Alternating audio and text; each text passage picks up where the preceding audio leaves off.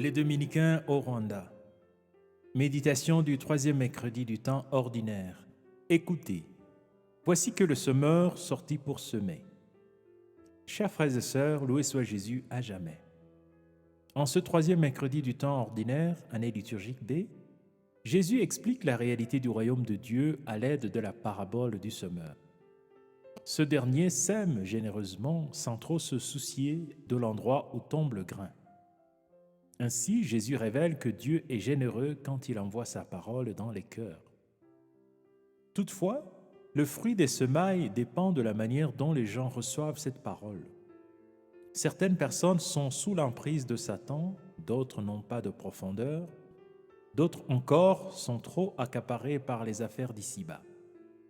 Mais il y en a qui accueillent la parole de Dieu avec de bonnes dispositions.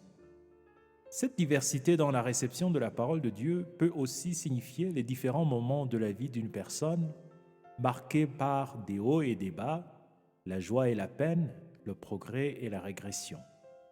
Frères et sœurs, quel genre de terre sommes-nous? Que pouvons-nous faire pour que la parole de Dieu porte du fruit en nous? En nous expliquant la parabole, Jésus veut nous aider à combattre en nous les ennemis de la parole de Dieu.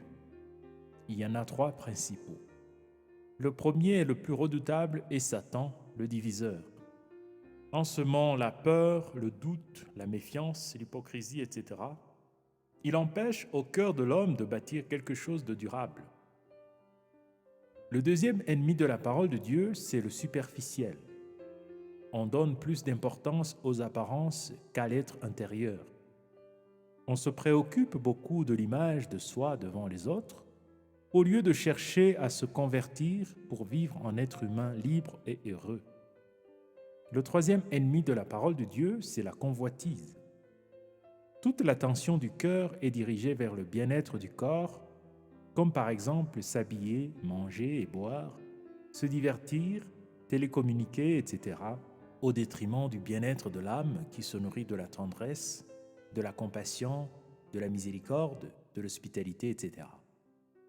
Un sage a décrit ce comportement en ces mots. Vouloir être à la mode et oublier de chercher aussi ce qui est à la mode pour le cœur. Et ce qui est à la mode pour le cœur ne peut être trouvé nulle part ailleurs que dans la parole de Dieu qui s'adresse au cœur de l'homme. Prions. Seigneur Jésus, donne-nous le courage de changer les mentalités et les habitudes qui doivent changer afin que nous puissions devenir cette bonne terre où ta parole pourra s'enraciner, croître et porter enfin beaucoup de fruits pour nous-mêmes et pour nos frères et sœurs. Toi qui vis et règnes pour les siècles des siècles. Amen.